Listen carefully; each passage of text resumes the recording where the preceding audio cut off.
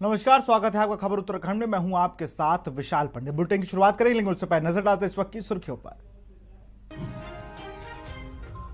उत्तराखंड को मिला most film friendly पुरस्कार। मुख्यमंत्री धामी ने दी बधाई, कहा यह हम सभी के लिए गौरवान्वित करने वाला क्षण। उत्तराखंड में बदला ग्राम विकास एवं पलायन आयोग का नाम। पलायन निवारण आयोग से होगी पहचान, सीएम धामी ने दी मंजूरी। उत्तराखंड में क्रॉस वोटिंग पर कांग्रेस हाईकमान गंभीर। नेता प्रतिपक्ष यशपाल आर्य करेंगे जांच। राष्ट्रपति चुनाव में क्रॉस वोटिंग की खबर।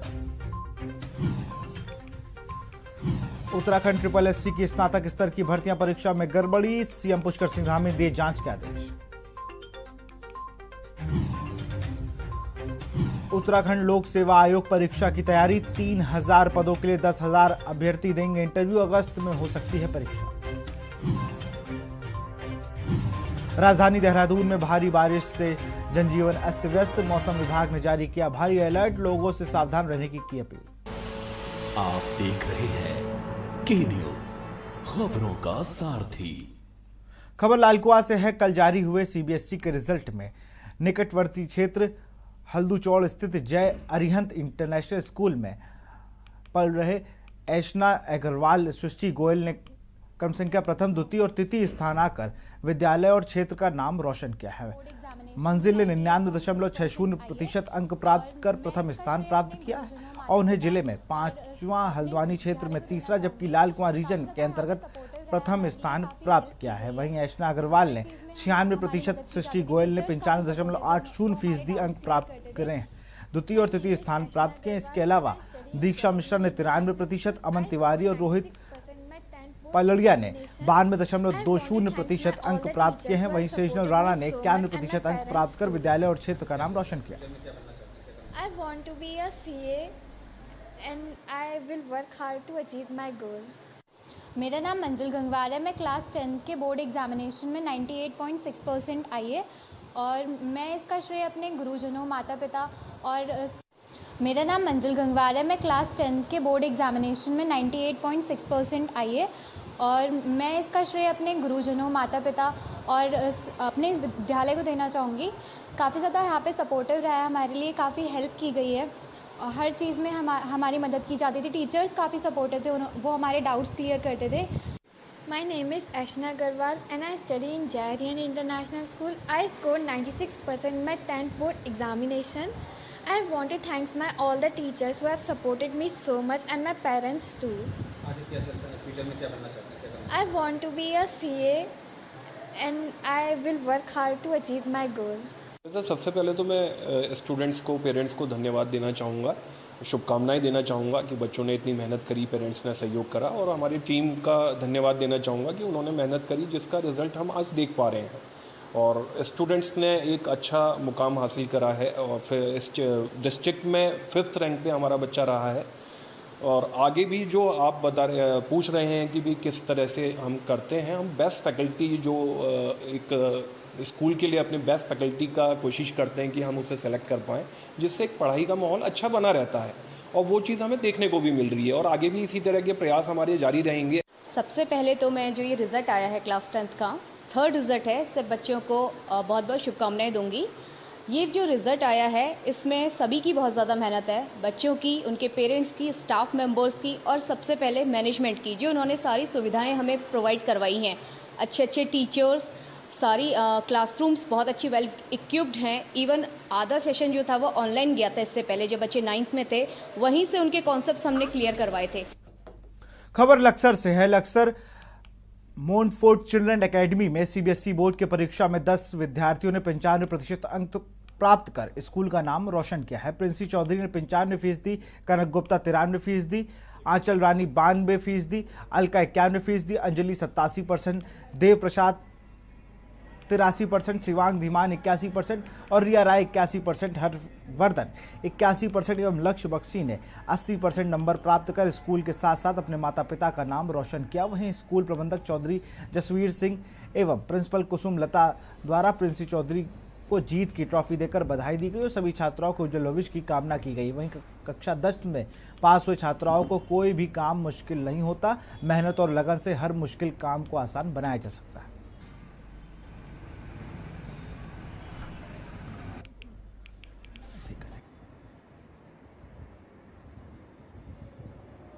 क्या मैंने 6 पोजीशन अपनी प्राप्त करी है। तो कितना मुश्किल रहा होगा यहाँ तक आने के लिए? इसमें बहुत इतना मुश्किल तो नहीं रहा, टीचर ने बहुत सपोर्ट करा, पेरेंट्स ने भी बहुत सपोर्ट करा और हमने खुद भी क्या बोलते हैं 6 से 4 आवर्स स्टडी करी है रोज़ और कंटिन्यू पढ़ाई करने की वजह से और टीचर का सपोर्ट की वजह से आज 6 पोजीशन में मिली है। जो अन्य बच्चे हैं आपके साथ के, उनको क्या कहना चाहेंगे? उनको भी यही कहना चाहेंगे कि पेरेंट्स का कहना माने, टीचर्स का कहना माने और रेगुलर पढ़ाई करते रहे, इससे ही आपको ये सफलता मिलेगी।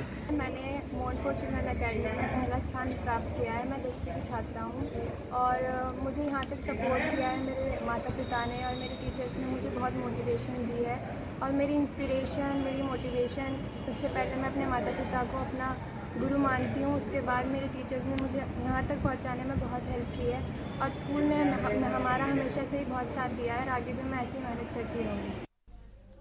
खबर वेरीनाग से है। पिथौरागढ़ और बागेश्वर जिले की अंतिम सीमा पर स्थित बनकोट कस्बे में राजकीय एलोपैथिक चिकित्सालय बिना डॉक्टर के चल रहा है। लंबे समय से स्थानीय लोग चिकित्सक की मांग कर रहे हैं, लेकिन चिकित्सालय एक फार्मासिस्ट के भरोसे चल रहा है। बनकोट क्षेत्र के 20,000 जनता बिना चिकित्सक के परेशान हो रही है। स्थानीय लोगों ने सीएम पोर्टल पर इसकी शिकायत दर्ज कराई है। डॉक्टर की नियुक्ति नहीं होने से लोगों को परेशानी का सामना करना पड़ रहा है। गंभीर रूप से बीमार लोगों को पिथौरागढ़ और बागेश्वर अल्मोड़ा जिला मुख्यालय जाना पड़ रहा है। डॉक्टर ग्रामीणों ने डॉक्टर की नियुक्ति की मांग पिथौरागढ़ और बागेश्वर जनपद की अंतिम सीमा पर स्थित बनकोट में राज्य की एलोपैथिक चिकित्सालय में पिछले स्वास्थ्य विभाग के अधिकारियों द्वारा अभी तक बनकोट एलोपैथिक अस्पताल में डॉक्टर की तैनाती न देना दुर्भाग्यपूर्ण है। सरकार से अपील है एवं स्वास्थ्य विभाग से अपील है कि जल्द से जल्द एलोपैथिक अस्पताल में स्थायी डॉक्टर देने की कृपा करें। रुद्रप्रयाग के जिला चिकित्सालय रुद्रप्रयाग के शौचालय में एक नाबालिग ने बच्चे को जन्म दिया, लेकिन बच्चे को जन्म देने के बाद नवजात और नाबालिग की मौत हो गई। पूरे घटनाक्रम में जिला चिकित्सालय के चिकित्सकों और नाबालिग की मां की लापरवाही भी सामने आई है। जहां चिकित्सकों को नाबालिग के प्रसव पीड़ा से ग्रसित होने की जानकारी नहीं लगी, वहीं नाबालिग की मां ने बदनामी के डर से सारी बातें चिकित्सकों से छुपाए रखी। हालांकि मामले में चिकित्सालय प्रबंधन ने अब जाँच बैठा दी है। बता दें कि शुक्रवार दोपहर को एक 18 वर्षीय नाबालिग को उसकी मां उपचार कराने को लेकर जिला चिकित्सालय पहुंची थी, लेकिन नाबालिग की मां ने चिकित्सालय में स्थित चिकित्सकों को यह नहीं बताया कि वह प्रसव पीड़ा से ग्रसित है। चिकित्सक भी नाबालिग का समान उपचार कर रहे थे। पूरी घटना में नाबालिग के परिजनों की गलती सामने आ रही है।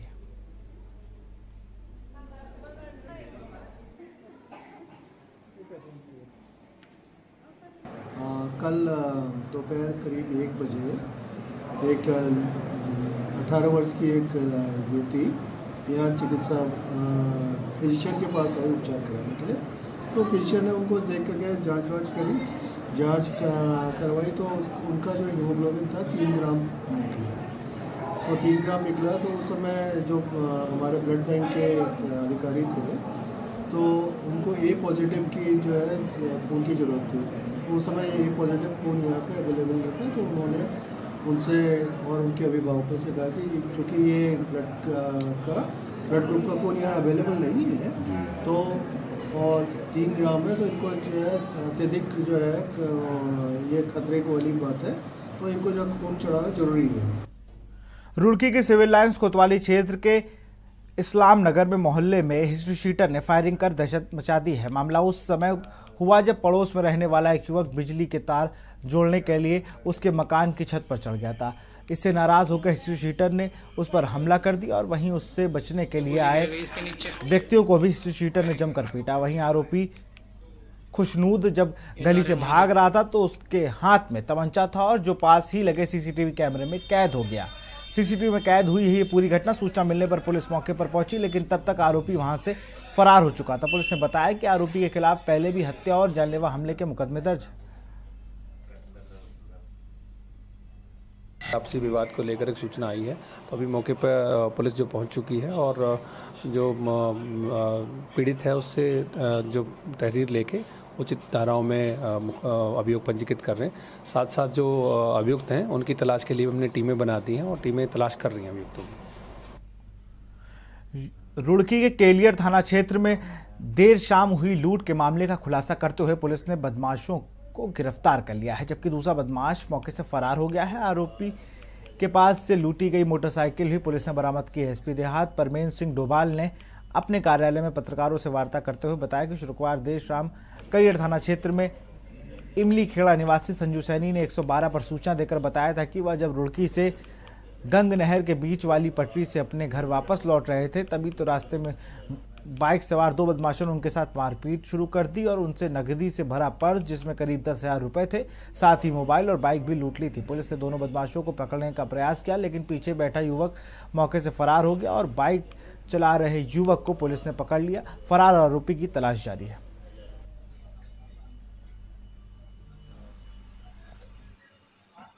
व्यक्ति जो संजू सैनी है वो जब वापस आ रहा था तो उसके मोटरसाइकिल और उसके मोबाइल फ़ोन छीनने और लूटने की घटना प्रकाश में आई थी। पुलिस ने इसमें त्वरित एक्शन लेते हुए सीओ रुड़की और एसओ खलियर और उनकी टीम ने लगातार चेकिंग अभियान चलाते हुए बेड़ूपुर के पास में ये जो अभियुक्त हैं इनको निशानदेही किया और उसके बाद जब इनका पीछा किया तो इसमें एक व्यक्ति पकड़ा गया जिसका नाम सलमान है और एक व्यक्ति अभी फरार चल रहा है। खबर मसूरी से है। ग्राम सभा चामासारी पहुंचे कृषि मंत्री गणेश जोशी ने मधु पालन को लेकर ग्रामीणों को जागरूक किया और लाभार्थियों को मधुपालन के बॉक्स वितरित किए गए। इस मौके पर सैकड़ों की संख्या में ग्रामीण मौजूद रहे। बताते चले कि मुख्यमंत्री पुष्कर सिंह धामी ने उत्तराखंड के 2 ग्रामों को मधु ग्राम घोषित किया है, जिसमें चामासारी ग्राम सभा भी शामिल है। इस मौके पर कैबिनेट मंत्री गणेश जोशी ने कहा कि ग्राम सभा चामासारी लगातार आदर्श ग्राम की ओर अग्रसर है और यहां के ग्रामीण द्वारा मधु पालन के साथ ही कृषि के क्षेत्र में भी उत्कृष्ट कार्य किया जा रहा है। उन्होंने कहा कि केंद्र सरकार और राज्य सरकार द्वारा कृषकों के लिए संचालित योजनाओं को लाभ उत्तराखंड के सभी गाँवों को मिल रहा है और सरकार का प्रयास है कि ग्रामीणों को सशक्त बनाया जाए ताकि पलायन पर अंकुश लगा सके। ऐसा नहीं है कि मशीनों में बस हम सिर्फ खाना पूर्ति कर रहे हैं। आगे भी मंत्री जी से बात हुई थी कि जैसे हमारे खबर डोईवाला से है। डोईवाला के लच्छीवाला टोल प्लाजा पर दिन में उस समय बड़ा हादसा होने से टल गया जब एक सीमेंट से लदा ट्रक अचानक टोल प्लाजा से टक्कर कर पलट गया। ट्रक टोल पैलेस के ऊपर से गिरने से टोल वसूल रहे एक लड़की घायल हो गई, जिसे मौके पर मौजूद एम्बुलेंस के माध्यम से जॉली ग्रांट हॉस्पिटल भेजा गया। सीमेंट से भरा ट्रक देहरादून में से डोईवाला की ओर जा रहा था, लेकिन टोल प्लाजा पर अचानक ड्राइवर ट्रक पर नियंत्रण खो बैठा और ट्रक टोल प्लाजा से टकराकर पलट गया।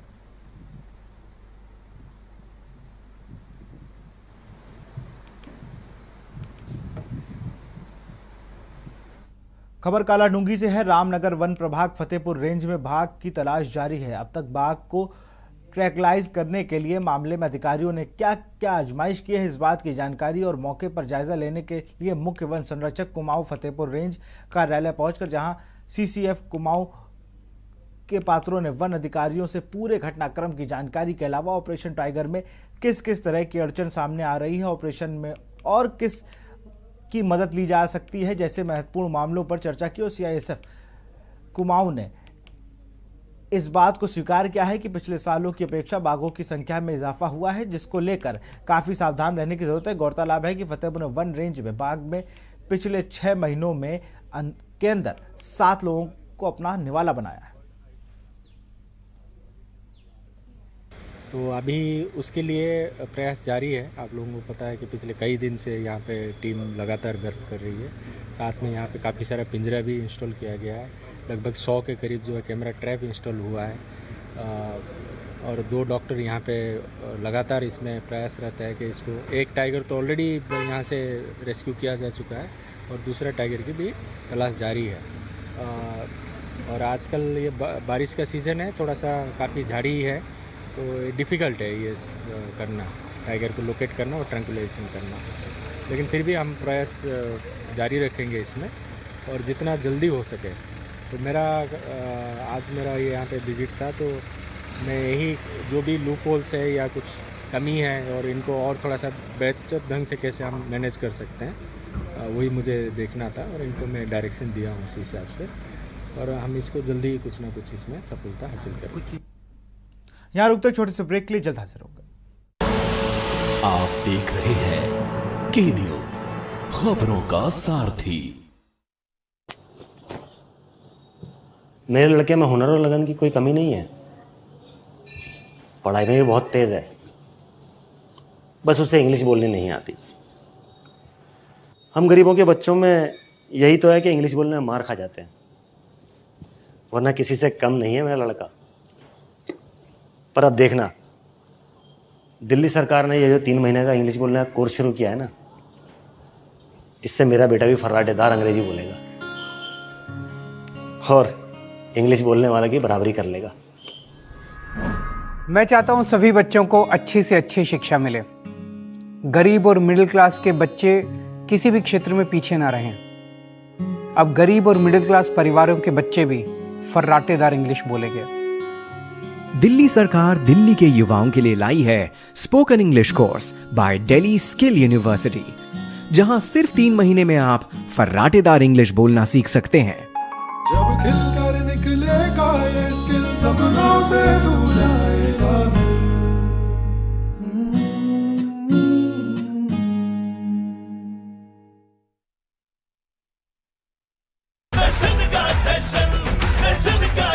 जहां इंडिया करे सेलिब्रेशन, वहां होए टशन का जश्न। राजश्री इलायची, टशन का जश्न। दौर बदल जाते हैं मगर आपकी पहचान नहीं। जैसे सर्वकॉम पिछले 35 सालों से पहचान है भरोसे की, भारत के नंबर 1 टॉप क्वालिटी डोमेस्टिक और इंडस्ट्रियल प्रोडक्ट्स की। सर्वकॉम रखे सब कंट्रोल में। आप देख रहे हैं के न्यूज, खबरों का सार। ब्रेक के बाद आपका स्वागत है। खबर ऋषिकेश से है। श्रावण मास का महीना चल रहा है और लाखों की संख्या में शिव भक्त नीलकंठ महादेव मंदिर पर जलाभिषेक करने के लिए पहुंच रहे हैं। पैदल मार्ग पर शिव भक्तों की आस्था का सैलाब देखा जा रहा है। नाचते गाते हुए भोले के भक्त अपनी मनोकामना लेकर नीलकंठ महादेव मंदिर जा रहे हैं। वहीं पुलिस प्रशासन ने भी शिव भक्तों की सुरक्षा के पुख्ता इंतजाम किए हैं। मोटर मार्ग से लेकर पैदल मार्ग पर पुलिस के जवान मुस्तैदी से तैनात हैं और जो शिव भक्तों की सुरक्षा में लगे।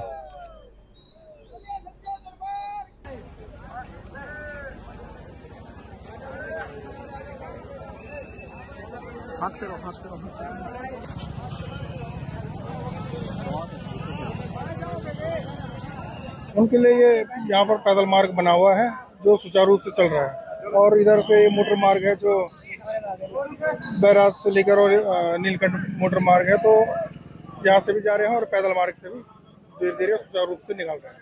हाँ, प्रशासन की तरफ से पूरी व्यवस्था है और हम भी पूरे सहयोग कर रहे हैं कि ये भी अपना गंतव्य में अपने उसमें बड़े शांतिपूर्वक ढंग से चलते रहे, कोई अव्यवस्था न फैले। अक्सर में बहादुरपुर से लेकर सोलानी पुल तक करीब 4 किलोमीटर लंबे जाम में कांवड़ियों को भारी परेशानियों का सामना करना पड़ रहा है। चिलचिलाती धूप में गर्मी झेलने को कांवड़ियां मजबूर है। 6 घंटे से ज्यादा कांवड़ियों के वाहन जाम में फंसे हुए हैं। वहीं पुलिस जाम खुलवाने के लिए कड़ी मशक्कत कर रही है, फिर भी पुलिस को जाम खुलवाने में सफलता नहीं मिल रही है। कांवड़ियों ने बताया कि उन्हें करीब 4 किलोमीटर की दूरी तय करने में हमें 5 से 6 घंटे का समय लग रहा है। ज्यादा वाहन होने के कारण जाम लगा हुआ है।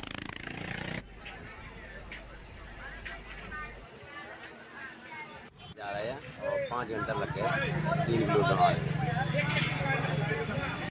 जाम की कोई स्थिति नहीं है। कांवड़ में जो श्रद्धालु आ रहे हैं ये बहादुरपुर फाटक में, क्योंकि ट्रेनों का आवागमन बहुत ज़्यादा हो रहा है, इसलिए फाटक जो है बार बार बंद हो जा रहा है। बाकी यातायात जो है सुचारू रूप से चल रहा है। फाटक की वजह से थोड़ा सा डिले हो रहा है, नहीं तो व्यवस्था जो है सुचारू रूप से चल रही है।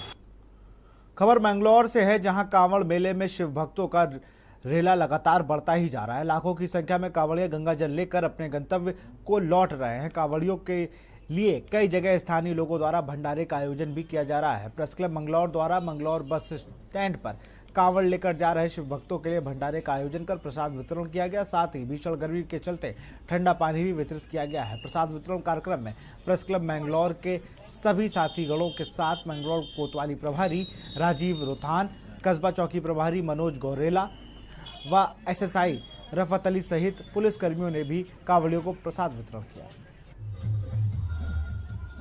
मैं हिंदू भी हूँ, मुसलमान भी, सिख भी और ईसाई भी हूँ, क्योंकि मैं एक पत्रकार हूँ। आज प्रेस क्लब मंगलौर द्वारा एक प्रसाद वितरण का प्रोग्राम रखा गया था। लाखों की तादाद में जो कांवड़िए हमारे मंगलौर से गुजर रहे हैं, तो प्रेस क्लब मंगलौर द्वारा एक प्रसाद वितरण का ठंडे जल की व्यवस्था की गई थी। और प्रेस क्लब मंगलौर हमेशा तत्पर रहता है कि जो सामाजिक कार्य उनमें भी करता रहता है। नासन बॉर्डर पे भी हमारा कैंप लगेंगे और मैं आप सभी से ये गुजारिश करता हूँ जो शिव भक्त यहाँ से गुजर रहे हैं उनकी स्वागत करें ताकि मंगलौर का भी नाम हो सके।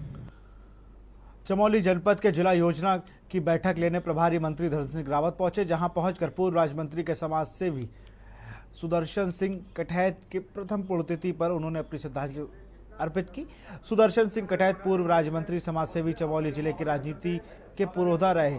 वह ब्लॉक प्रमुख, जिला पंचायत सदस्य समेत शिक्षाविद, पत्रकार, विभिन्न विषयों के जानकार रहे। उन्होंने विदेश में भी सेवा की। इस अवसर पर पूर्व विधायक कुंवर सिंह नेगी, गोपेश्वर चमोली की पालिका अध्यक्ष पुष्पा पासवान, जिला सहकारी बैंक चमोली के अध्यक्ष गजेंद्र रावत, वरिष्ठ अधिवक्ता हरीश पुजारी, पूर्व राज्य मंत्री भुवन नोटियाल समेत राजनीतिक व सामाजिक कार्यकर्ता मौजूद रहे।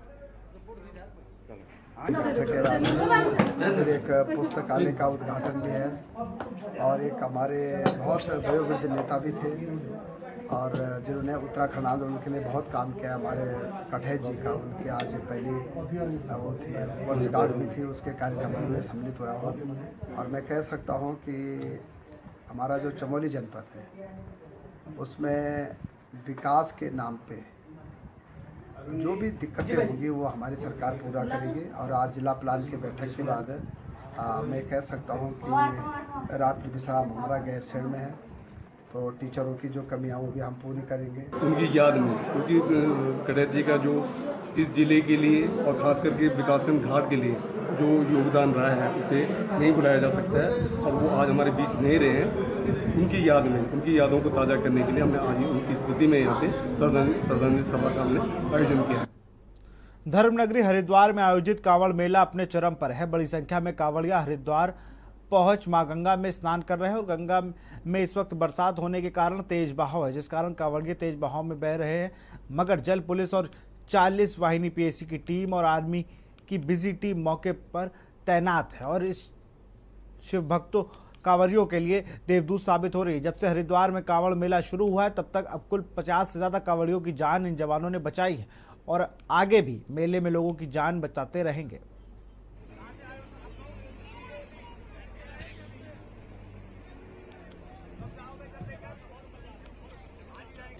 ठीक है, कुछ जो हमारे श्रद्धालु हैं वो उत्साह में जो चेन है उसके आगे जा रहे हैं, तो हम लोगों ने पूरा रास्ते में भ्रमण करते हुए उनको ये अनुरोध किया है कि जो सुरक्षा का जो चेन लगा हुआ है उसके आगे अपना जाएं। ये लोग काफ़ी मुस्तैदी से कार्य कर रहे हैं, जल पुलिस भी कर रही है और इनकी सजगता का ही परिणाम रहा है कि इन्होंने कई लोगों की जानों की रक्षा की है। और मेरा तो लगातार बस यही प्रयास है, जो भी हमारे पुलिस प्रशासन, सेक्टर मजिस्ट्रेट और जल पुलिस के लोग हैं कि वो लगातार लोगों को इस बारे में अवगत कराते रहें, उनसे अनुरोध करते रहें कि जो एक लक्ष्मण रेखा यहाँ रखी गई है चेन के माध्यम से, उसको क्रॉस न करें।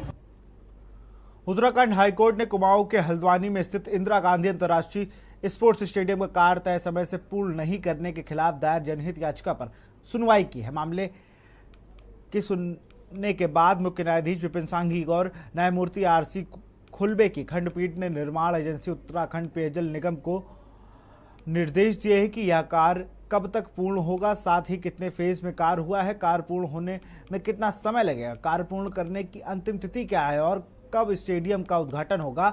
2 सप्ताह के भीतर विस्तृत रिपोर्ट कोर्ट में पेश करने के साथ ही कोर्ट ने sports authority of India, Bharat सरकार, उत्तराखंड स्पोर्ट्स सेक्रेटरी व कमिश्नर कुमाऊं को नोटिस जारी कर जवाब पेश करने को कहा।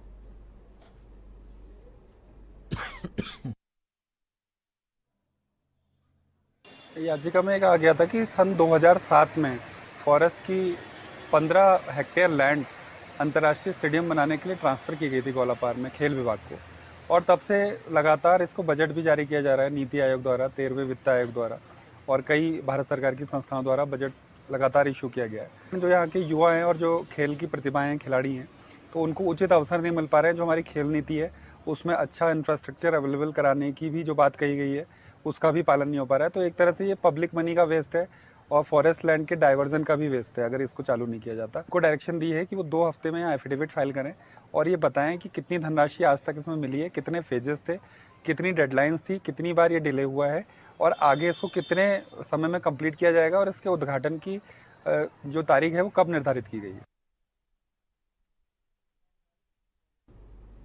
खबर हल्द्वानी से है, जहां राज्य में जमीनी फ्रॉड के मामले दिन प्रतिदिन बढ़ते जा रहे हैं। प्रॉपर्टी डीलरों द्वारा एक जमीन कई लोगों को बेचने के मामले में अब आम होने लगे हैं। पुलिस द्वारा कार्रवाई भी अमल में लाई जा रही है। हल्द्वानी में कुमाऊं कमिश्नर दीपक रावत ने अपने कैंप कार्यालय में जनता दरबार लगाया, जिसमें कुमाऊं मंडल के विभिन्न जिलों के फरियादी सड़क, बिजली, पानी के साथ साथ जमीनी फर्जीवाड़े और अवैध कब्जे जैसी शिकायत लेकर पहुंचे हैं।